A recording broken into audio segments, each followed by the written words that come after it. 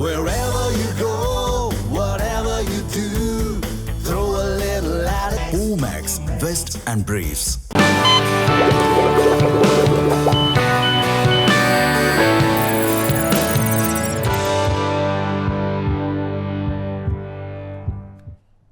தமிழ்ஜனம் தொலைக்காட்சி நேயர்களுக்கு வணக்கம். மருத்துவ நேரம் டாக் வித் டாக்டர் நிகழ்ச்சிக்கு உங்களை அன்போடு வரவேற்கிறோம். ஒரு வாரமும் பல உடல் சார்ந்த பிரச்சனைகள் குறித்தும் அதற்கான தீர்வுகள் குறித்தும் பார்த்துட்டு இருக்கிறோம். அந்த வகையில் இன்னைக்கு நம்ம ஒரு முக்கியமான டாபிக் பற்றி தான் பார்க்க இருக்கிறோம். இன்னைக்கு இருக்கக்கூடிய வாழ்க்கை முறை மாற்றங்களால இளைஞர்களுக்கு இடையே சிறுநீரக கோளாறுகள் அப்படிங்கிறது கவலைக்குரிய ஒரு விஷயமா மாறிட்டு வருது. குறிப்பா கிட்னி ஸ்டோன் மாதிரியான பிரச்சனைகள்லாம் வாழ்க்கை முறை மாற்றங்களால அதிகரிச்சுக்கிட்டே வருது. இது மட்டும் இல்லாமல் சிறுநீரகம் சம்மந்தப்பட்ட செயலிழப்புகளாக இருக்கட்டும், அதே போல் இதயம் சம்மந்தமான பிரச்சனைகளாக இருக்கட்டும், இது ரெண்டுக்கும் இடைப்பட்ட தொடர்பு அப்படிங்கிறது மருத்துவ ரீதியாக ரொம்பவே முக்கியமான ஒரு விஷயமா பார்க்கப்படுது. இன்னைக்கு இந்த முக்கியமான தலைப்பு பற்றி தான் நிறைய விரிவாக பார்க்க இருக்கிறோம். நேர்கள் உங்களுக்கும் ஏதேனும் சிறுநீரகம் தொடர்பான சந்தேகங்கள் இருப்பின் திரையில் தெரியக்கூடிய என்ன தொடர்பு கொண்டு நேரலையில் உங்களுக்கான விளக்கங்களை கேட்டு பெறலாம். இன்னைக்கு நம்ம கூட நிகழ்ச்சியில் இணைஞ்சிருக்கிறாங்க சிறுநீரக சிறப்பு மருத்துவர் டாக்டர் NK கணேஷ் பிரசாத் அவர்கள். அவங்கள நிகழ்ச்சிக்கு வரவேற்றலாம். டாக்டர் வணக்கம். டாக்டர் வணக்கம். டாக்டர், இப்போ நான் குறிப்பிட்ட மாதிரியே இன்னைக்கு நிறைய வாழ்க்கை முறையில் மாற்றங்கள் அப்படிங்கிறது நிறைய மாறிட்டே வருது டாக்டர். இந்த சூழலில் இந்த சிறுநீரகத்தில் வரக்கூடிய பிரச்சனைகள் அப்படிங்கிறது நிறைய இருக்குது. குறிப்பாக கிட்னி ஸ்டோன் அப்படிங்கிறது பரவலாக நிறைய பேருக்கு இருக்கிறத நம்மளால் பார்க்க முடியுது. முதல்ல இந்த பிரச்சனைகள்லாம் எதன் காரணமாக வருது டாக்டர்? ஓகே, நீங்கள் ஆல்ரெடி ஒரு இது குறிப்பிட்டீங்க. சிறுநீரக கல்ன்றது வியாதியே இல்லை. சிறுநீரக கல்ன்றது ஒரு சிம்டம் தான், அது ஒரு வெளிப்படுத்தல். கல்ன்றது வியாதின்னு பார்க்க மாட்டோம், அது ஒரு வெளிப்படுத்தல். ஏதோ ஒரு காரணத்தினால தான் சிறுநீரக கல் உருவாகிறதுன்னு அது நம்மளுக்கு சொல்கிறது, உடம்பு சொல்கிறது.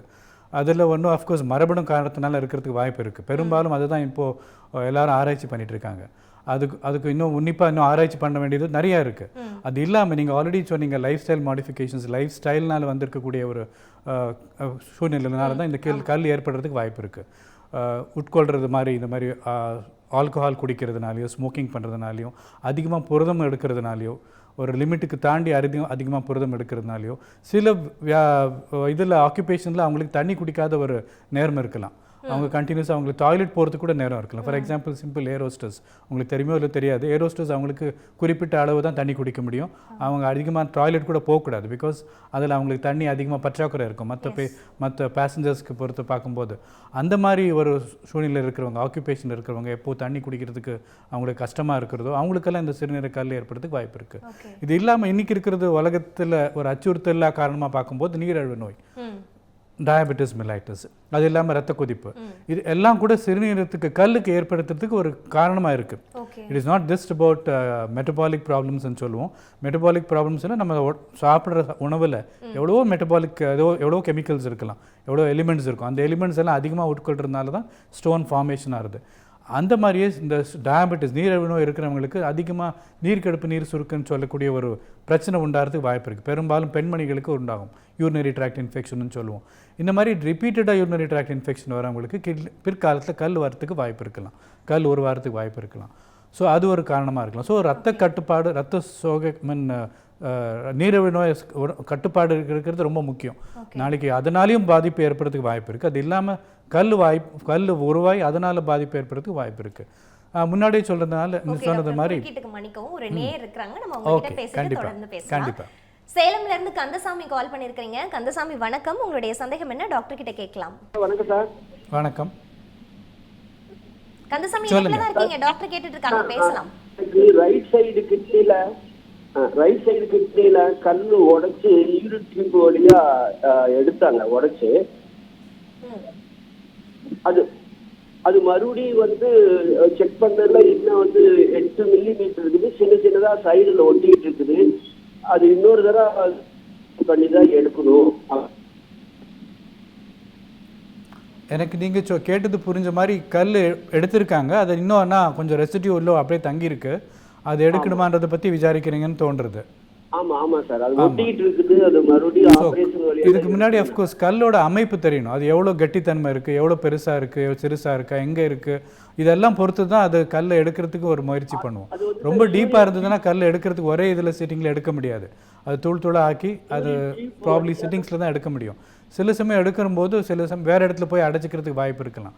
அப்போ 2வது தடவை சிட்டிங்கில் அது கல் எடுக்கிறதுக்கு தேவைப்படலாம்.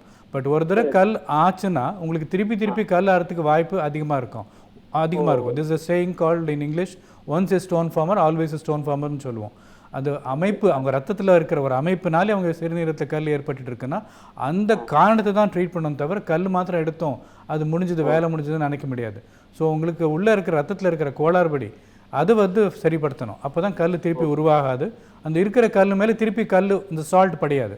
கல் க்ரோத் ஆகிறதுக்கு வாய்ப்பு இருக்கிற அந்த கோளாறு, ரத்தத்தில் இருக்கிற கோளாறுனால தான் அந்த கல் வளையறதுக்கு வாய்ப்பு இருக்கும் கிட்னிக்குள்ளே. ஸோ அதை ஃபஸ்ட்டு நீங்கள் கரெக்ட் பண்ணணும்.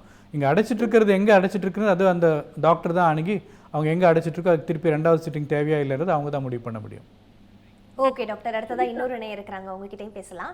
சென்னையிலேருந்து திருமூர்த்தி கால் பண்ணியிருக்கிறீங்க. திருமூர்த்தி வணக்கம், உங்களுடைய சந்தேகம் என்ன டாக்டர் கிட்ட கேட்கலாம். வணக்கம் டாக்டர் சார். வணக்கம். எனக்கு எங்கள் டாக்டர் அந்த சிறுநீரகம் ஒர்க் ஆகல, கிரியேட்டின் 4.5 இருந்தது. அதனால டயாலிசிஸ் நடந்துட்டு இருந்தது. அவங்களுக்கு திடீர்னு அது எஃபெக்ட் ஆகுங்க ஹார்ட்டுக்கு. ஹார்ட்ல இருந்து உப்பு சேர்ந்துருச்சுன்னு சொன்னாங்க. நம்ம இதெல்லாம் ஸ்கேன் எடுத்ததுக்கு. திருப்பி சொல்லுங்க, என்ன இருக்குன்னு சொன்னாங்க? உப்பு சேர்ந்துருச்சு ஹார்ட்ல உப்பு சேர்ந்துருச்சா? நிறைய ஒயிட் ஸ்பாட் இருக்கு அப்படின்னாங்க. ஓகே, நீங்கள் ஹார்ட்டில் உப்பு சேர்ந்தது சிறுநீர் வியாதினால் உப்பு சேர்கிறதுக்கு வாய்ப்பு இருக்காது. அஃப்கோர்ஸ் அது ஒரு பர்டிகுலர் மெக்கானிசம். ஒரு 2 கை இருக்கிற மாதிரி தான் நம்ம கிட்னியும் ஹார்ட்டும். 2மே கை கோத்துனா தான் 2 உடல் மாதிரி இருக்கும். ஒரு கை சரியாக வேலை பண்ணலைன்னா இன்னொன்று வேலை பண்ணாததுக்கு வாய்ப்பு இருக்கலாம். So heart and kidney go together. So அதுக்கு தான் கார்டியோரினல் சிண்ட்ரோம்னே ஒரு வியாதிக்கு பேரே வச்சுருக்கோம். ஸோ கிட்னி வழியாக புரதச்சத்து போயிட்டு இருந்ததுன்னா, டயபெட்டிஸ்னாலே இருக்கலாம், வேறு பிபினால இருக்கலாம், புரதச்சத்து யூரினில் போயிட்டு இருந்ததுன்னா அது ஹார்ட்டை பாதிக்கிறதுக்கு அதிகமாக காரணம் இருக்கலாம். அது இல்லாமல் அந்த கிரியாட்டினின்னு சொன்னீங்களே அது சரியாக போகலை, 4.5 என்ன இருக்குன்னு, அதோட அது பரிணாமம் ஹார்ட் மேலேயும் இருக்கலாம். தட் இஸ் கால் யூரிமிக் கார்டியோமயோபதின்னு சொல்லுவோம். அந்த உப்பு சத்து அதிகமாக சேர்ந்தால் ஹார்ட் மேலே அதோட எஃபெக்ட் இருக்கும். ஹார்ட் ஃபெயிலியர் ஆகிறதுக்கு காரணம் இருக்கலாம். ஸோ அதனால் ஹார்ட்டோட ஃபெயிலியர் குறைக்கிறதுக்கு மாத்திரம் ட்ரீட்மெண்ட் கொடுத்தா போகாது, சிறுநீரகத்தை வியாதியும் சரிப்படுத்த கட்டுப்படுத்தணும். இப்போ தான் நாங்கள் 12வது மார்ச் அன்றைக்கி உலகம் ஓல்டு கிட்னி டேன்னு ஒரு கொண்டாடினோம். இது 2006லேருந்து கொண்டாடிட்டு இருக்கோம். அது ஒரு வருஷத்தோட protect your kidney to protect your ஹார்ட்னு சொல்லிட்டு ஒரு தீம் வச்சுருந்தோம். இது பெரும்பாலும் நிறைய பேருக்கு அது எப்படி புரிய வைக்கிறது நம்மளுக்கு புரியல. பாமர மக்களுக்கு எப்படி இந்த கிட்னி நீங்கள் காப்பாற்றினா ஹார்ட் காப்பாற்றப்படும் என்ற வாக்கியத்தை எப்படி நாங்கள் சொல்ல முடியுன்றது ரொம்ப ஈஸியாக சொல்ல முடியாத ஒரு தருணமாக இருந்தது. இப்போ ஈஸியாக சொல்லலாம். ஸோ கிட்னியும் ஹார்ட்டும் 2 கை கோத்து தான் வேலை பார்க்கும். Albumin is one of the problem. Albumin excretion urine வழியாக போயிட்டு இருந்ததுன்னா அதோட எஃபெக்ட் ஹார்ட் மேலேயும் படிகிறதுக்கு வாய்ப்பு இருக்கலாம். அது இல்லாமல் நம்ம கிட்னிலேருந்து வெளியேறக்கூடிய வேஸ்ட் எல்லாம் வெளியேறலைன்னா அந்த வேஸ்ட் கிட்னி ஹார்ட் மேலே கூட அதோட பாதிப்பு ஏற்படுத்தும். ஸோ இது எல்லாமே கால்சியம் டெபாசிஷன், ஃபாஸ்பரஸ் டெபாசிஷன் ஆகிறதுனால அவங்களுக்கு சீக்கிரமாக ஹார்ட் அட்டாக் வரதுக்கு வாய்ப்பு இருக்கலாம். அது சின்ன வயசாக இருக்கட்டும், அவங்க சின்ன வயசுல ஹார்ட் அட்டாக் வரதுக்கு காரணம் ஒரு சிறுநீரக பாதிப்பு இருக்கிறதுன்னு சொன்னால் அது தப்பாகாது. ஓகே டாக்டர், அடுத்ததாக இன்னொரு நேயர் இருக்கிறாங்க, உங்ககிட்ட பேசலாம். கன்னியாகுமரியிலேருந்து பவித்ரா கால் பண்ணியிருக்கிறீங்க. பவித்ரா வணக்கம், உங்களுடைய சந்தேகம் என்ன டாக்டர் கிட்ட கேட்கலாம். பவித்ரா இணைப்பில் தான் இருக்கீங்க, நீங்கள் தொடர்ந்து பேசலாம். ஓகே டாக்டர், அந்த கால் ஏதோ கட் ஆயிடுச்சு. ஓகே, அடுத்ததாக இன்னொரு நேயர் இருக்கிறாங்க, உங்ககிட்ட பேசிடலாம். ராணிப்பேட்லேருந்து முகமது கால் பண்ணியிருக்கிறீங்க. முகமது வணக்கம், உங்களுடைய சந்தேகம் டாக்டர் கிட்ட கேட்கலாம். Sir good evening sir. Good evening, Ramzan வாழ்த்துக்கள். கன்னடி சார். சார் சார் எதுவும் இல்லை சார், ஒரு 20 days முன்னாடி எனக்கு ஒரு ரைட் சைடில் ஒரு பெயின் அதிகமாக இருந்தது. அதுக்கு அடுத்தது நான் இங்கே லோக்கல் கிளினிக் போயிட்டு அது ஒரு ஸ்கேன் அங்கே எடுத்தேன். ஓகே, அதுக்கு எடுத்தது 6.8 mm அது ஸ்டோன் இருக்கு அப்படின்னு. அது கிட்னி விட்டுட்டு அது அந்த யூரின் அந்த ஓஸ் வெளியே வந்துட்டு இருக்கு. ஓகே, ஒரு 3-4 days ரொம்ப பெயினாக இருந்தது. அதுக்கு அடுத்தது ஹோமியோ ட்ரீட்மெண்ட் எடுத்துன்னு இருக்கேன். ஓகே, அது எடுத்து ஒரு 1 week, அதான் 2 days பிறகு எனக்கு ஒரு பெயின் குறைஞ்சி போச்சு. இப்போ பெயின் இல்லை, ஆனால் அது ட்ரீட்மெண்ட் எடுத்துன்னு இருக்கேன். ஓகே, அது எடுக்கலாமா இல்லை நம்மளுடைய இங்கிலீஷ் ஒரு வார்த்தை உபயோகிச்சிங்க. நீங்கள் சொல்கிறது அடிக்கடி உங்கள் யூரின் வழியாகவே ஸ்டோன் போயிட்டு இருந்தது. This is called as gravel urea. கிராவல்னா மணல் மாதிரி இருக்கிற ஒரு அம்சம் வந்துட்டு யூரின் வழியாக போயிட்டுருக்குன்னு. தட் மீன்ஸ் உங்கள் கிட்னிக்குள்ளேயே ஒரு அமைப்புனால ஒரு கல் ஃபாஸ்ட்டாக உருவாயிட்டிருக்கு. அது அடிக்கடி உருவாகி யூரின் வழியாக போயிட்டுருக்கு. இப்போ இருக்கிற பிரச்சனை வந்துட்டு அது எங்கே தங்கியிருக்கு, எவ்வளோ பெருசாக இருக்குது, அது அடைப்பு ஏற்படுத்தியிருக்கா இல்லையா, அது பொறுத்து தான் உங்களுக்கு அந்த ட்ரீட்மெண்ட்டை பற்றி சொல்ல முடியும். அது இத்தனால உங்களுக்கு யூரின் வழியாக போயிட்டுருக்கிற கல் நீங்கள் எடுத்து வச்சு அது கெமிக்கல் அனாலிசிஸ் பண்ணால் தான் இந்த மாதிரி கல்லுன்னு தெரியும். 6 வகையான கல் இருக்குது கிட்னியில், சிறுநீரகத்தில். அந்த 6 வகையான கல்லில் இது எந்த கல்லுன்னு தெரிஞ்சால் தான் உங்களுக்கு ட்ரீட்மெண்ட் கொடுக்கறதுக்கு ஒரு ஹெல்ப்ஃபுல்லாக இருக்கும். எல்லா வகையான கல்லுக்கும் ட்ரீட்மெண்ட் இருக்காது. ஒரு சில கல்லுக்கு தான் மெடிசின்ஸ் மூலமாக அதை குறைக்கிறதுக்கு வாய்ப்பு இருக்கும். அதை கம்ப்ளீட்டாக அதை ஸ்டாப் பண்ணுறதுக்கு நம்மளால் இப்போது வரைக்கும் சயின்ஸ் வரைக்கும் அது அந்த மாதிரி குறைக்கிறது நிற்கிறதுக்கு எதுவும் வாய்ப்பு இருக்காது. ஆனால் அட்லீஸ்ட் அதை நிறுத்துறதுக்கு ஏதாவது வாய்ப்பு இருக்கான்னு தெரியறதுக்கு நீங்கள் கல் அனாலிசிஸ் கொடுக்கணும், கெமிக்கல் அனாலிசிஸ். அதில் இந்த 6 வகையான கல்லில் எதில் பிறந்துருதுன்னு பார்த்துட்டு அதுக்கு தகுந்த மாதிரி நீங்கள் மெடிசன் எடுத்துக்கலாம். நான் இந்த ஹோமியோபதி நான் அதிகமாக சொல்ல விரும்பலை, இதுக்கு பிகாஸ் டோட்டலி அது வேறு ஆல்டர்னேட்டிவ் மெடிசன். ஸோ நம்ம இதில் சொல்லணும்னா அது கல் எங்கே இருக்கோ அதுக்கு தகுந்த மாதிரி தான் உங்களுக்கு ட்ரீட்மெண்ட் மொடாலிட்டியை நாங்கள் பிளான் பண்ண முடியும். ஓகே டாக்டர், அடுத்ததாக இன்னொரு நேரம் இருக்கிறாங்க, உங்ககிட்ட பேசலாம். பரமக்குடியிலேருந்து கேசவன் கால் பண்ணியிருக்கிறீங்க. கேசவன் வணக்கம், உங்களுடைய சந்தேகம் என்ன டாக்டர் கிட்ட கேட்கலாம். தொடர்ந்து பேசலாம். ஒரு சிறிய வேண்டுகோள், நீங்க டிவியை வால்யூமை மியூட் பண்ணிட்டு பேசுனீங்கன்னா உங்களுடைய கேள்வி எங்களுக்கு தெளிவா வந்து சேரும்.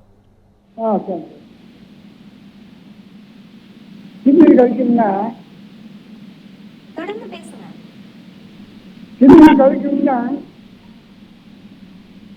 கொஞ்சம் முந்தைய ஒரு 10 அடி 8 வருஷத்துல சிந்தை வழியா இருக்குது.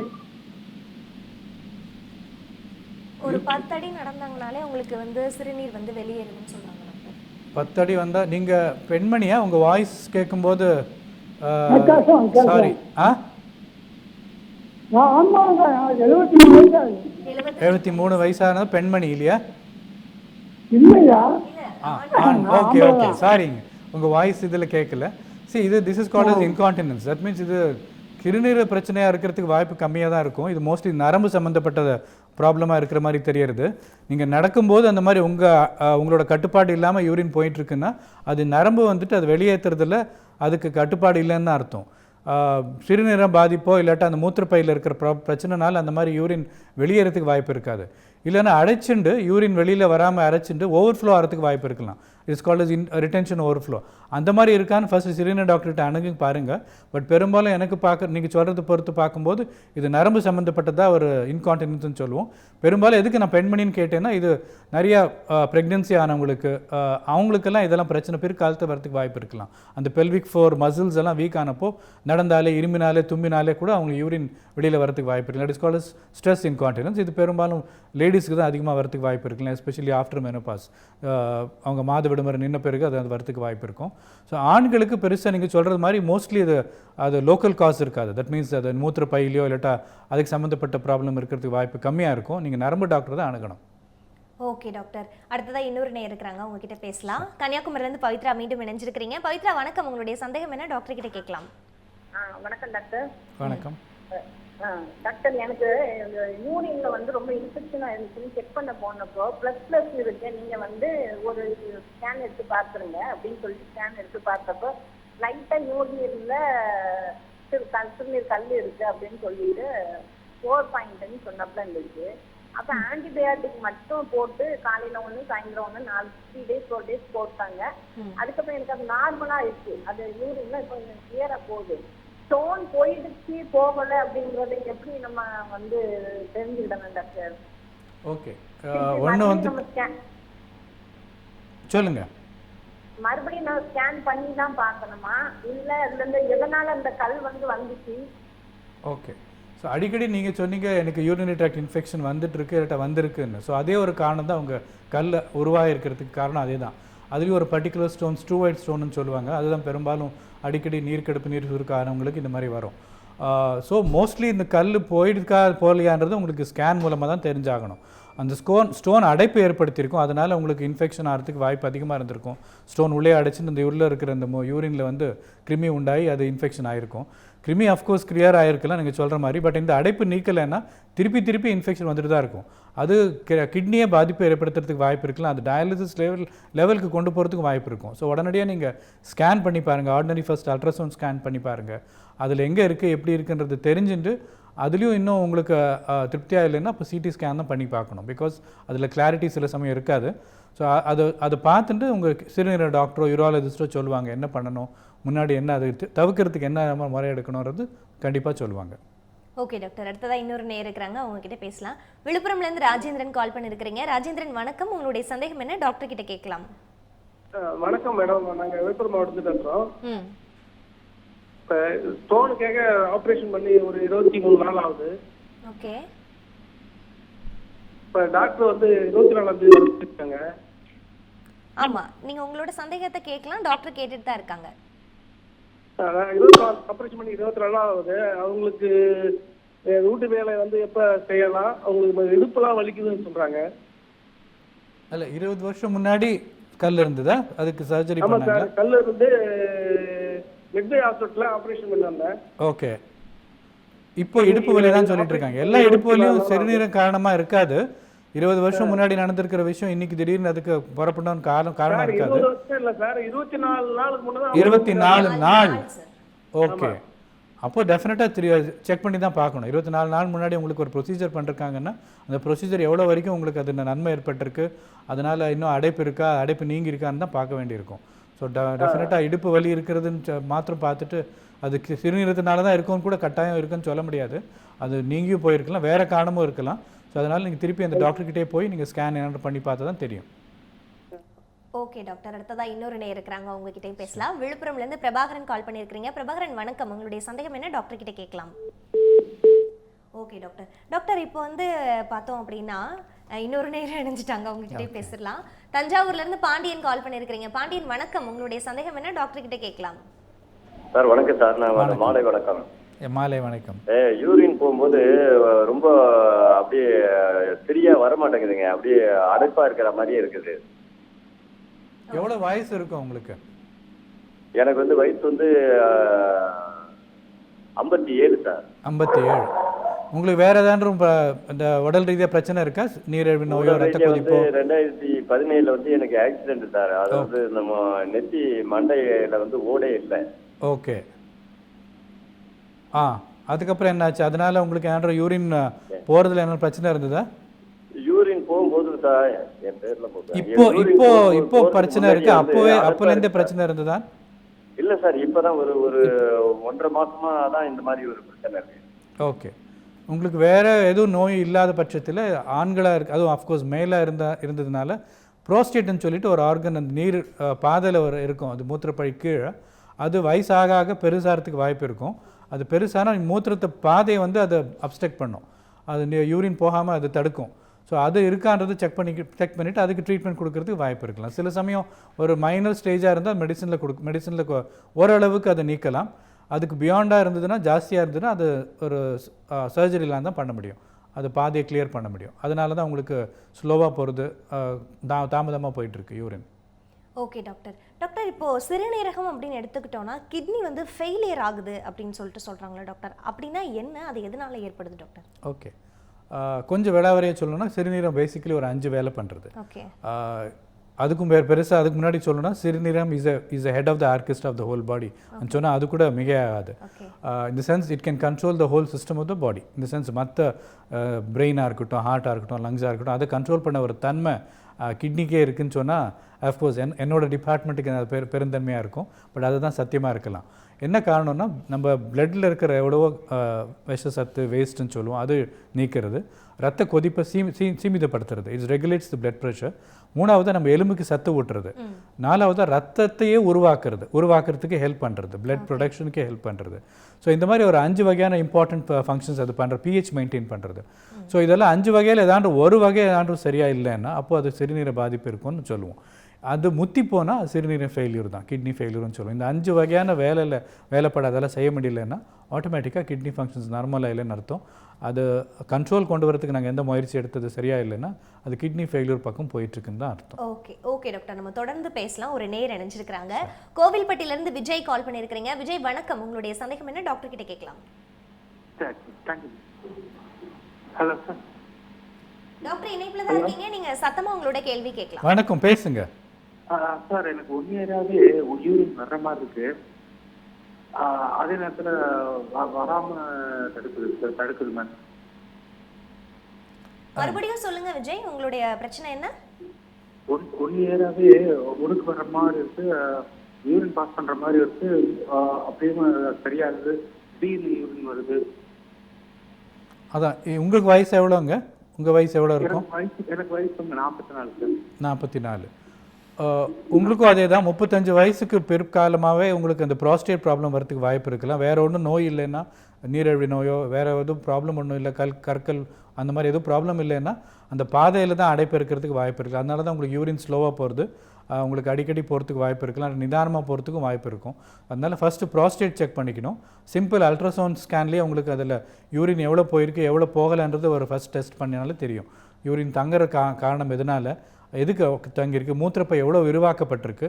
மூத்திரப்பையில் ஒரு 300 மில்லி தான் எடுக்கலாம், அதுக்கும் மீறி அதிகமாக எடுத்துகிட்டு இருந்தால் தட் மீன்ஸ் ஏதோ ஒரு அப்ஸ்ட்ரக்ஷன், ஏதோ அடைப்புனால தான் அது மூத்திரப்பை விரிவாக்கி அது அந்த மாதிரி உங்களுக்கு யூரின் ஸ்லோவாக போகிறதுக்கு ஒரு காரணமாக இருக்கலாம். ஸோ சிம்பிள் அல்ட்ராசவுண்ட் ஸ்கேன் எடுத்து பாருங்கள், தாமதப்படுத்தாதீங்க.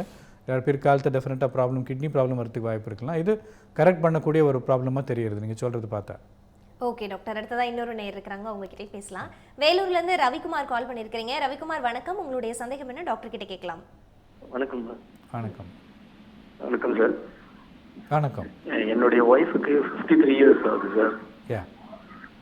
53 இயர்ஸ் ஆகுது. அவங்களுக்கு ஒரு 3 இயர்ஸா கண்டினியூஸா ஒரு 4 months அப்படி டிஃபரன்ஸ்ல யூடிஐ ப்ராப்ளம் இருக்கு சார். அதுதான் அது பார்த்தோம். இப்போ லாஸ்டா பார்க்கும்போது கல்ச்சரல்ல பஸ்ஸல்ஸ் அது ஜாஸ்தியா இருக்குன்னு சொல்லிட்டு அதில் சொல்லியிருக்காங்க.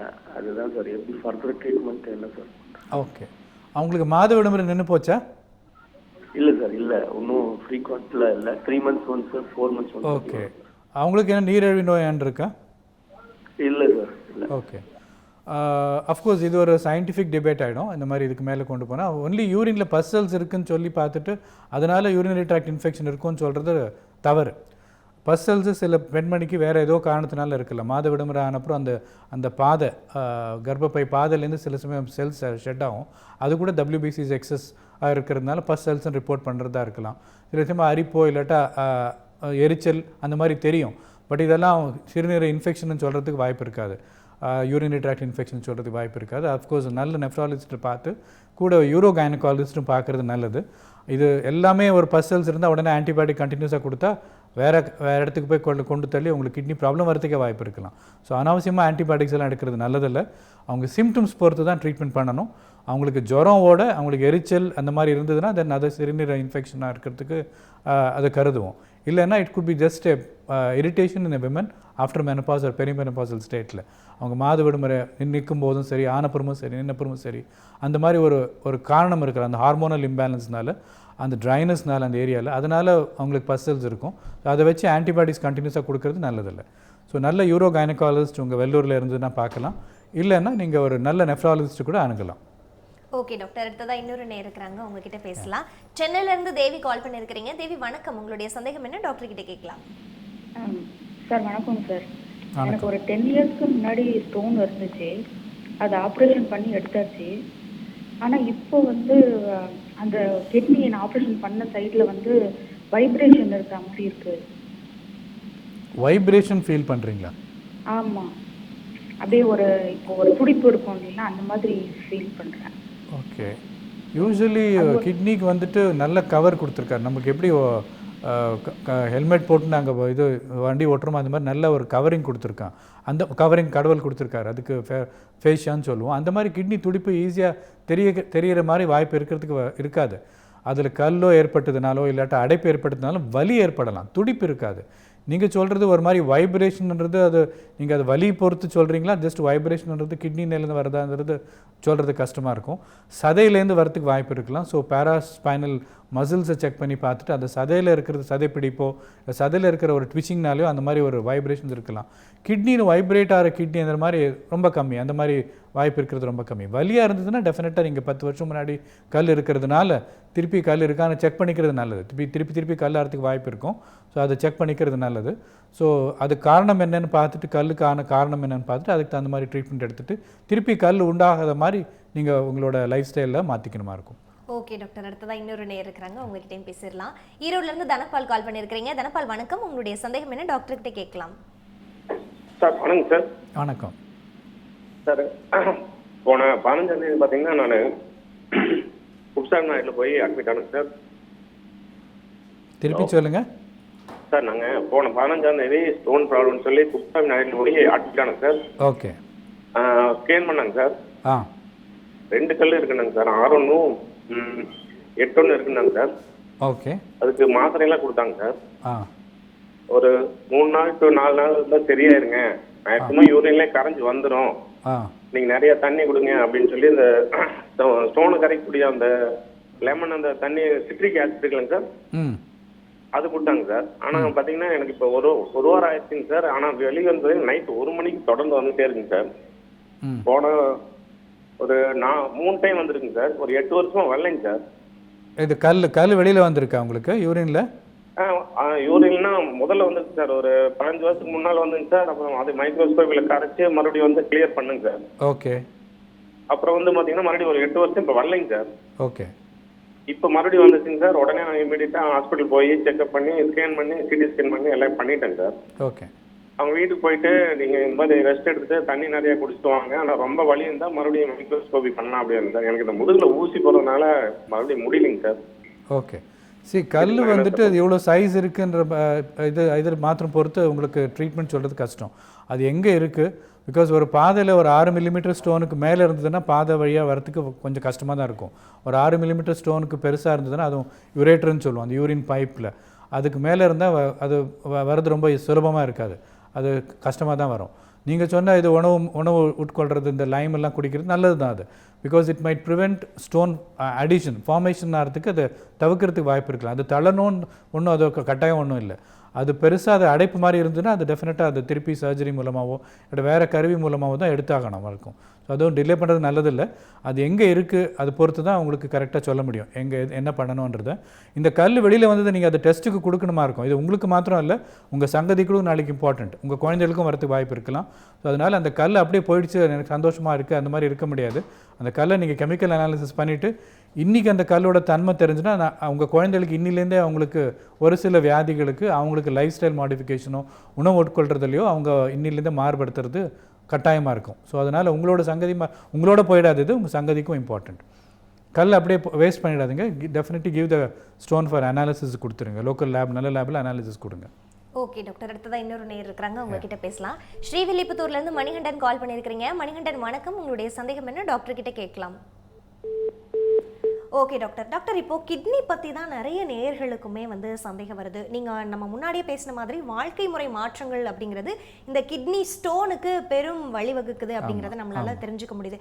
இப்போ யூஸ்வலாகவே பார்த்தோம் அப்படின்னா கிட்னி ஸ்டோன் இருக்குது அப்படின்னா என்னென்ன மாதிரியான அறிகுறிகள் வரும் அப்படிங்கிறத பற்றியும், நிறைய பேருக்கு முதுகு வலி இருந்தாலே அது கிட்னியில் அஃபெக்ட் பண்ணியிருக்குமா அப்படிங்கிற ஒரு சந்தேகமும் இருக்குது. அதே போல் பார்த்தோன்னா நிறைய பேர் சிறுநீர் கழிக்காமல் அடக்கி வைக்கிற ஹேபிட்டோடு இருப்பாங்க. இதுவுமே கிட்னி ஸ்டோனுக்கு வழிவகுக்குமா, இல்லை டீ காஃபினா ஜாஸ்தி குடிப்பாங்கல்ல டாக்டர், இந்த மாதிரி பிரச்சனைகள் இருக்கிறவங்களுக்குமே இந்த கிட்னி ஸ்டோன் பிரச்சனை வருமா, எப்படி தெரிஞ்சுக்கலாம்? நீங்கள் அழகாக எல்லா காசஸை டெலினேட் பண்ணிட்டீங்க. You have worked up well for this interview. Thanks for that. நீங்களே எல்லாம் ஆன்சரை நீங்களே சொல்லியிருக்கீங்க. ஆக்சுவலி சின்ன குழந்தைலேருந்து நீங்கள் அம்மாவாகட்டும் அப்பாவாகட்டும் அந்த குழந்தைல எப்படி ஒன்றுக்கு போகிறதுன்றது டெஃபினட்டாக பார்த்தாகணும். அந்த சின்ன குழந்தை ஒன்றுக்கு போகும்போது வலிச்சு போகிறதா அழுகிறதா இல்லாட்டா இந்த மாதிரி அதுக்கு ஒரு லெவல் குறிப்பிட்ட வயசு வந்த பிறகு அது டாய்லெட் ட்ரைனிங்னு சொல்லுவோம். 5 வயசுக்கு உட்பட்டுறது டாய்லெட் ட்ரைனிங் வந்ததுன்னா தட் மீன்ஸ் ஓகே, அந்த குழந்தை நார்மல் பேபின்னு நினச்சிக்கலாம். 5 வயசுக்கு மேலே பெட் வெயிட் பண்ணிகிட்டு இருக்கு, அது இன்னும் சிறுநீரை பிளட்டில் கழிச்சிட்டு இருக்குன்னா அப்போ டெஃபினட்டாக அது சிறுநீரை பாதிப்பாக இருக்கலாம். ஸோ காற்று கருப்போ அது இதோ டயர்டாக இருக்காங்க குழந்தை நினச்சிட்டு அவங்க பாட்டுக்கு அப்படியே விடுறதெல்லாம் கண்டிப்பாக இல்லை. அதுவும் பெண் குழந்தையாக இருந்தால் கொஞ்சம் அதெல்லாம் கொஞ்சம் கூட்டின்னு போகிறதுக்கு இது பண்ண மாட்டாங்க, அப்படியே விட்டுருவாங்க. அது பிற்காலத்தில் டெஃபினட்டாக வேறு மாதிரி அதுக்கு ப்ராப்ளம் வரதுக்கு வாய்ப்பு இருக்கலாம். ஸோ சிறுநீரை அடிக்கடி கழிக்கிறது ரொம்ப important. There something called as lazy bladder syndrome. இப்போ ஸ்கூலுக்கு போகிறாங்க, அவங்களுக்கு இந்த கிளாஸில் திருப்பி டீச்சர்கிட்ட கேட்டுட்டு போகிறதுக்கு ஒரு மாதிரி அவங்களுக்கு தயக்கம் இருக்கலாம், அதனால அடக்கிப்பாங்க. இது பெண்மணிக்காட்டும் பெண் குழந்தைகளுக்காட்டும் ஆண் குழந்தைகளுக்காட்டும் டெஃபினட்டாக அது பிற்காலத்து ப்ராப்ளம்ஸ் கொடுக்கறதுக்கு வாய்ப்பு இருக்கலாம். சொல்கிற மாதிரி இன்ஃபெக்ஷன் வரலாம், இல்லாட்டா அது கல் உருவாகலாம். ஸோ இது ஒரு டெஃபினட்டாக யூரின் வந்த உடனே போகிறது ரொம்ப நல்லது. ஸோ அதை தடுக்கிறது நல்லதே அல்ல. ஸோ யூரின் போகிறாங்க, பட் அஃப்கோர்ஸ் போகும்போது வலி கிளி, எஸ்பெஷலி நீங்கள் சொன்னீங்க முதுகு தண்டு பக்கத்தில் அவங்களுக்கு வலி இருக்குன்னா, ஒன்றுக்கு கழிக்கும்போது வலி இருக்குன்னா டெஃபினட்டாக ஏதோ ஒரு அடைப்புனால தான் அந்த பக்கம் வலி அது வரைக்கும் டிரான்ஸ்மிட் ஆகிருக்குன்னு அர்த்தம். அதுக்கு டைரெக்டாகவே சொல்கிறது இதான் கிட்னினாலேயே வலி இருக்குதுன்னு சொல்கிற மாதிரி. பட் பெரும்பாலும் எல்லாருக்கும் முதுகு தண்டு வலினாலே அவங்களுக்கு கிட்னி தான் பரவாயில்ல எல்லாருக்கும் அப்படி நினச்சிட்டு இருப்பாங்க. அது ஒரு மாதிரி அவேர்னஸ் இருக்கிறது நல்லது தான், பட் ஓவராக அவேர்னஸ் இருக்கக்கூடாது, வேறு காரணமும் பார்க்கணுமா இருக்கும். இன்றைக்கி இருக்கிற காலகட்டத்தில் sedentary habits is very common. நிறைய ஐடியில் இருக்காங்க, அவன் நடக்கிறது இல்லை, ஜங்க் ஃபுட் சாப்பிட்றாங்க, அதிகமாக டீ காஃபி, நீங்கள் ஆல்ரெடி சொல்லிட்டீங்க ஜங்க் ஃபுட் சாப்பிட்றது, டீ காஃபி குடிக்கிறது, இது எல்லாம் கூட சிறுநீரை பாதிப்பு ஏற்படுறதுக்கு மாத்திரம் இல்லை, கல் ஏற்படுறதுக்கு வாய்ப்பு இருக்கும். So sedentary life habits is very bad. Obesity இன்றைக்கி இருக்கிற காலகட்டத்தில் பெருமன்ன்றது வியாதியே இல்லை. பெருமன்ன்றது ஒரு அழகு இது அல்ல, பெருமன்றது பெரிய வியாதி. அதுக்குள்ளே எல்லாமே வந்து சேர ஆரம்பிக்கிறது. நீரிழிவு நோயோ, ரத்த கொதிப்போ, ஹார்ட்டில் இருக்கிற பிரச்சனையோ, லங்ஸில் இருக்கிற பிரச்சனையோ, சிறுநீர் வியாதி, அது கூட பெருமன்னால தான் அவங்களுக்கு வரத்துக்கு வாய்ப்பு இருக்கலாம். சிம்பிள் உதாரணம் சொல்கிறேன். நம்ம வாஷிங் மிஷின் ஒரு 5 கிலோ வாஷிங் மிஷின் போட்டு அரைக்கிறது, டெய்லி 10 கிலோ போட்டு அரைச்சா எப்படி இருக்கும் அந்த 5 கிலோ வாஷிங் மிஷினை? அப்போ டெஃபினட்டாக அந்த வாஷிங் மிஷின் தாங்காது. அதே மாதிரி தான் நம்மளுக்கு கடவுள் கொடுத்த உடலுக்கு இவ்வளோ வெயிட்டு தான் இருக்கணும் ஹைட்டுக்கு. அதுக்கும் மீறி வெயிட் இருந்ததுன்னா அதுக்கு வரக்கூடிய வேஸ்டெல்லாம் எக்ஸ்ட்ராவாக வேலை பண்ணிட்டு இருக்கும்போது டெஃபினட்டாக கிட்னி பாதிப்பு உண்டாகிறதுக்கு வாய்ப்பு இருக்குது. ஓகே டாக்டர், நம்ம தொடர்ந்து பேசலாம். ஒரு நேயர் இருக்கிறாங்க, கும்பகோணம்லேருந்து பரமேஸ்வரன் கால் பண்ணியிருக்கிறீங்க. பரமேஸ்வரன் வணக்கம், உங்களுடைய சந்தேகம் என்ன டாக்டர் கிட்ட கேட்கலாம். வணக்கம் டாக்டர். வணக்கம். வணக்கம். நான் வந்து எனக்கு 6 மாதம் முன்னாடி யூரோஃப்ளோ எடுத்தாங்க, நார்மல்னு ரிப்போர்ட் வந்தது. எனக்கு வயசு வந்து 66. ஓகே. திருச்சியில தான் யூரோஃப்ளோ எடுத்தாங்க, நார்மல்னு வந்தது. ஓகே. அப்புறம் கிரியாட்டின் வந்து 1.5 இருக்கிறதுனால நெப்ராலஜி டாக்டர் வந்து நெப்ராஸ் ஒரு டேப்லெட் மார்னிங் 1 நைட் 1 போட சொல்லியிருக்காரு. ஓகே. அதே கண்டினியூ பண்ணணுமா? கிட்டத்தட்ட 6-7 மாசமா நான் போட்டுட்டு இருக்கேன். ஓகே. நீங்கள் பெரும்பாலும் நீங்கள் ஒன்று சொன்னது யூரோஃப்ளோமெட்ரி நார்மலாக இருக்குன்னு சொன்னீங்க. தட் நல்லது தான். அது உங்கள் வயசுக்கு சில சமயம் அது யூரின் போகிறதுல பிரச்சனை வந்ததுன்னா அது இசிஜி எடுக்கிற மாதிரி ஹார்ட்டுக்கு யூரின் மூத்திரப்பை எப்படி ஆக்ட் ஆகுது, யூரின் கரெக்டாக வெளியேற்றுறதா, அதில் தடங்கள் என்னென்னு இருக்கான்னு பார்க்குறதுக்கு தான் அந்த யூரோஃப்ளோமெட்ரியே பண்ணுறது. It is like ECG for the heart. அது நார்மலாக இருந்த பட்சத்தில் தட் மீன்ஸ் அங்கே மூத்திரப்பையில் பிரச்சனை இல்லை. நீங்கள் சொல்கிற மாதிரி கிரியாட்டினின் 1.5 அது உங்களை பார்த்தா தான் தெரியும். அவங்களோட தசையும் உங்களோட உடம்புல இருக்கிற தசை மசில் ஸ்ட்ரென்த் வச்சுட்டு நீங்கள் ரொம்ப ஃப்ரெஜைலாக இருக்கீங்களா, ஒபேஸாக இருக்கீங்களா, மஸ்குலராக இருக்கீங்களா, அதை வச்சு தான் இந்த 1.5 1.6 அந்த காரணத்தினால அது அதிகமாக இருக்கான்றது செக் பண்ணி பார்க்க வேண்டியிருக்கும். மூணாவதாக நீங்கள் வேறு உட்கொள்கிற மெடிசன்ஸ் வேறு எதாவது இருந்ததுன்னா அதுவே இந்த கிரியாட்டின் அதிகரிக்கிறதுக்கு வாய்ப்பு இருக்கலாம். ஸோ நீங்கள் சொன்ன நெஃப்ரோசேவ் மாத்திரை அது ஒரு கெமிக்கல், அது மோஸ்ட்லி லைக் டானிக் மாதிரி சொல்லலாம். It is not a very specific medicine. ஓரளவுக்கு கிட்னிக்கு ஒரு டானிக் மாதிரி கொடுக்குற மாத்திரை தான் அது. அதில் நீங்கள் பெரும்பாலும் கிரியாட்டின் குறையோன்றது உடனே நீங்கள் நினச்சிக்க முடியாது, அது டைம் எடுக்கும். ஸோ நீங்கள் உட்கொண்டு இருக்கிறது உங்கள் டாக்டர் சொன்ன மாதிரி கண்டினியூ பண்ணுங்கள். அவரே திருப்பி போய் கேட்டு பாருங்கள் வேறு ஏதாவது இதோட எஃபெக்ட் இருக்குமா, அதோட வேறு இந்த பக்க விளைவுகள் இல்லாட்டா அது நல்லதுக்கு வேறு ஏதாவது மாத்திரை உட்கொள்ள மாறது நீங்கள் டாக்டர்கிட்ட கேட்கணுமா இருக்கும். அந்த கிரியாட்டின் 1.5லேருந்து குறையறதுக்கு வேறு மெடிசன் எடுக்கிற மாதிரி நீங்கள் டாக்டர் தான் கேட்கணும். டாக்டர், இப்போ ஒரு நேர் இருக்கிறாங்க, உங்ககிட்ட பேசலாம். டாக்டர், கோவையில இருந்து ஸ்ரீனிவாசன் கால் பண்ணியிருக்கிறீங்க. ஸ்ரீனிவாசன் வணக்கம், உங்களுடைய சந்தேகம் என்ன டாக்டர் கிட்ட கேட்கலாம். வணக்கம் சார். வணக்கம் சார். எனக்கு வந்து கிரியேட்டின் லெவல் வந்து 1.5 இருக்கு சார், லாஸ்ட் ஒரு 4 இயர்ஸா. ஹலோ. கேட்குது, சொல்லுங்க, மேலே போங்க சார். லாஸ்ட் எனக்கு 4 இயர்ஸ் பேக் வந்து எனக்கு கழுத்துக்கிட்ட சின்ன கட்டி மாதிரி வந்தது, அது கேன்சர் கட்டின்னு சொல்லி கன்ஃபார்ம் பண்ணிட்டாங்க. ஓகே. அது ட்ரீட்மெண்ட் எடுத்து கியூர் ஆயிடுச்சு sir. I am curable. 3 months once review மட்டும் போயிட்டு இருக்கேன் சார். நல்லா இருக்கு, ஒன்றும் இன்னைக்கு வரைக்கும் அந்த இஷ்யூ இல்லை சார். பட் இது லாஸ்ட் 4 இயர்ஸாகவே அந்த 1.5 மட்டும் கிரியேட்டின் அதே மாதிரி தான் இருக்கு. தண்ணி மட்டும் நிறைய குடிங்க அப்படின்னு சொல்லிட்டாங்க சார். ஓகே. உங்களுடைய சஜஷன் என்ன சார், அது குறைக்கிறதுக்கு என்ன வேலை, ஃபுட் ஹேபிட் எதாவது மாற்றணுமா அந்த மாதிரி கேட்கணும் சார். சரி, இப்போது நாங்கள் எங்கன்னா கீழே விழுந்தால் நம்மளுக்கு ஒரு தழும்பு ஏற்படுறது. அந்த தழும்பு ஏற்பட்டால் அந்த தழும்பு தழும்பாக தான் இருக்கும், கடைசி வரைக்கும் இருக்கும். அவன் தழும்பு வந்து மாறி நார்மல் ஸ்கின் ஆகிறதுக்கு வாய்ப்பு இருக்காது. வெளியில் இருக்கிற தழும்பு சொல்கிறேன். அதே மாதிரி தான் உங்கள் கிட்னியில் ஏற்பட்டிருக்கிறது ஒரு 1.5 கிரியாட்டின்றது ஒரு தழும்பு தான் அது சொல்லிகிட்டு இருக்கு. ஏதோ ஒரு காரணத்தினால ஒரு சிறிய அடிபட்டிருக்கு. அது உங்கள் கேன்சர் டைமில் அது ட்ரீட்மெண்ட் கொடுத்ததானாலையோ இல்லை உங்கள் மற்ற பிரச்சனைனாலையோ அந்த 1.5 கிரியாட்டின் ஒரு தழும்பு மாதிரி இருக்குது. அது அதிகமாகாதது அவங்களுக்கு ரொம்ப நல்லது. 1.5லே 5 வருஷமாக இருக்குன்னா அது உங்கள் உடலில் அதிகமாக ஒன்றும் பாதிப்பு ஏற்படுத்தலை. அந்த நம்பர் பார்த்து நீங்கள் பயப்படுறதுக்கு தேவையில்லை. அதுக்கோசரம் அஃப்கோர்ஸ் மற்ற லைஃப் ஸ்டைல் ஹேபிட்டோ உங்களுக்கு இருக்கிற வியாதி பற்றி என்ன சொல்லியிருக்காங்களோ அதை கரெக்டாக ஃபாலோ பண்ணுங்கள். அதிகமாக பார்த்துக்கிறது நீங்கள் அதை பார்த்துனாலே இது அதிகமாக இருக்கும். ஸோ அதனால் you just don't worry about numbers. 1.5 இருந்தால் இது ஒன்றும் தப்பில்லை. ஸோ உங்களுக்கு அது ஆல்மோஸ்ட் 1.5 தழும்பு மாதிரி அதே லெவலில் தான் இருக்குது. இது க்ரானிக் ஸ்டேபிள் கிட்னி ப்ராப்ளம்னு சொல்லுவோம். ஸோ ஸ்டேபிள் அங்கேயே நிற்கிறது. ஸோ அது கம்மியாகணும்னு எதிர்பார்க்குறது கஷ்டம்தான், இது ரொம்ப நாளாக இருக்கிறதுனால. ஸோ அது அதிகமாகாமல் இருக்கிறதுக்கு நீங்கள் முயற்சி எடுக்கணும். ஓகே டாக்டர், அடுத்ததான் இன்னொரு நேரம் இருக்கிறாங்க, உங்ககிட்டயும் பேசிடலாம். ஜெயங்கொண்டம்லேருந்து குமணன் கால் பண்ணியிருக்கிறீங்க. வணக்கம் குமணன், உங்களுடைய சந்தேகம் என்ன டாக்டர் கிட்ட கேட்கலாம். வணக்கம் சார். வணக்கம் சார், எனக்கு இந்த உயிரான நிலையில இந்த 2 பக்கத்துல ஒரு பக்கம் வேற அதிகமாக பெருசாக தீங்கி இருக்கு சார். அதை என்ன ஆப்ரேஷன் பண்ணுங்க? திருப்பி சொல்லுங்க. உயிரான நிலையை வச்சு சார், உயிர் நாடியில் 2 விதையில ஒரு வரம் பெருசாக வீங்கிருச்சு. அது இப்போ ஒரு 4 மாசமாவே இருக்குது சார். எந்த இடத்துல வீங்கி இருக்கு குமணன், கொஞ்சம் தெளிவா சொல்லுங்க. உயிரான நிலையில ஒரு பக்கம் ஒரு விதை குமணன் மன்னிக்கவும், எங்களுக்கு நீங்க பேசுறது சரியில்லை. அது நார்மல் இங்கிலீஷ் வேர்டில் கூட உங்களுக்கு தெரிஞ்ச சொல்லலாம், ஆங்கிலத்தில் கூட சொல்லலாம்.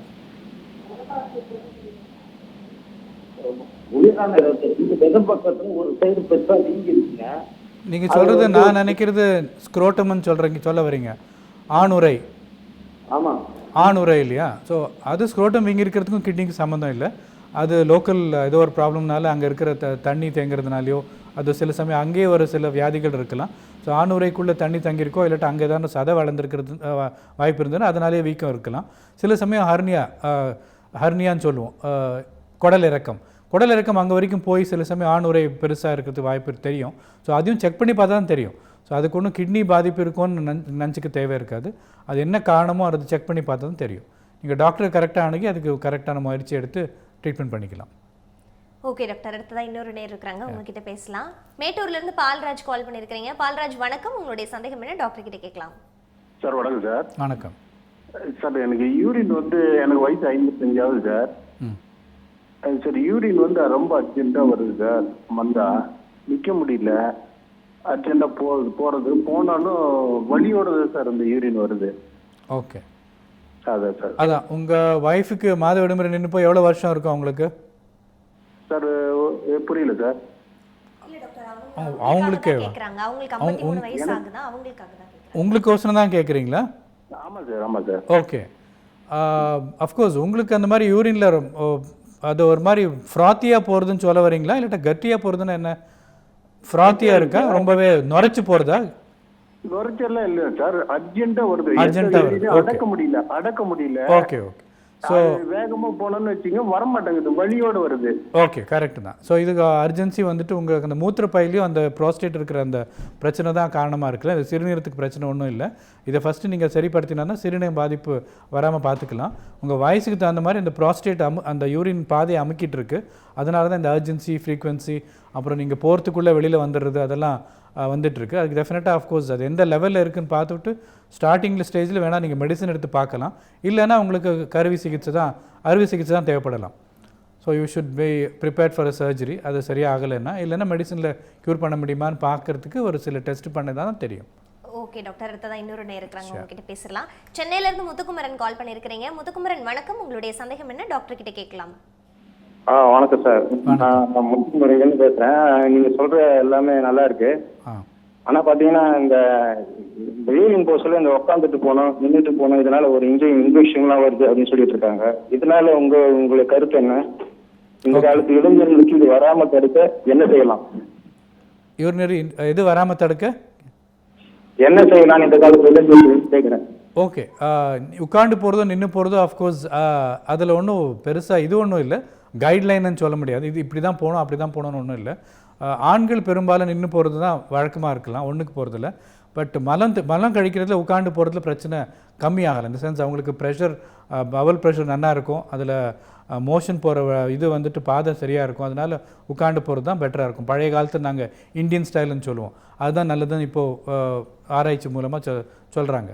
பட் யூரின் பாஸ் பண்ணுறது ஆண்களுக்கு நின்று போனால் தான் கரெக்டாக வரும். உட்காந்து போகிறதோ படுத்துட்டு போகிறதோ அதனால் வரத்துக்கு பிரச்சனை இருக்கலாம்.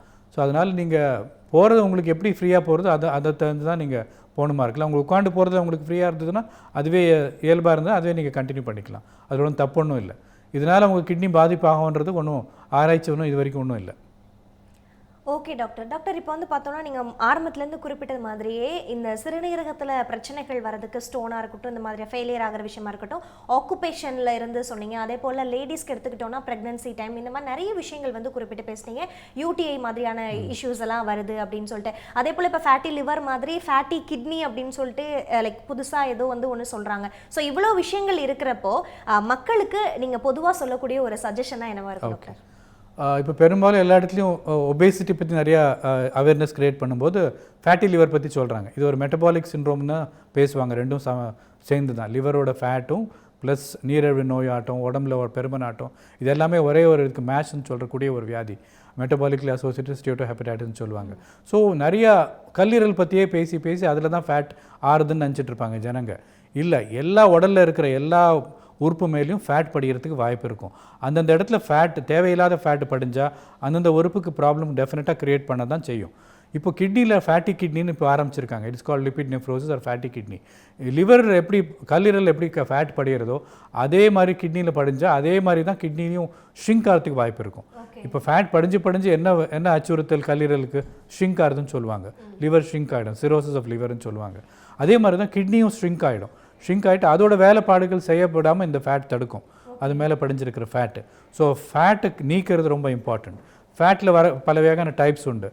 பேபி ஃபேட் ஒன்று இருக்கும், அடல்ட் ஃபேட்டான அதிகமாக இருக்கும், வேறு மாதிரி ஆகும். ஸோ அந்தந்த ஏஜுக்கு தகுந்த மாதிரி ஃபேட் டெபாசிஷன் மாறிட்டே இருக்கும். ஒரு காலகட்டத்தில் எந்த மாதிரி ஃபேட் இருக்கணுன்றதும் நம்மளுக்கு லிட்ரேச்சரில் இருக்குது.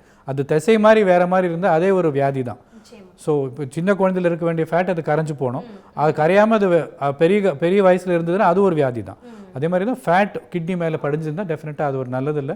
அது டெஃபினட்டாக அது குறைக்கிறதுக்கு இப்போ பெரும்பாலும் எப்படி நாங்கள் மேஷ்ன்னு சொல்கிறோமோ அதே மாதிரி கிட்னிக்கும் சில ட்ரீட்மெண்ட் எல்லாம் முறைகள் இருக்குது, அதை நீக்கணும், அதை கட்டுப்படுத்தணும். நிறைய விஷயங்கள் இந்த சிறுநீரகம் சம்பந்தமா நேயர்கள் கேட்ட கேள்விகளுக்குமே ரொம்ப அழகான விளக்கங்களை வழங்குனீங்க.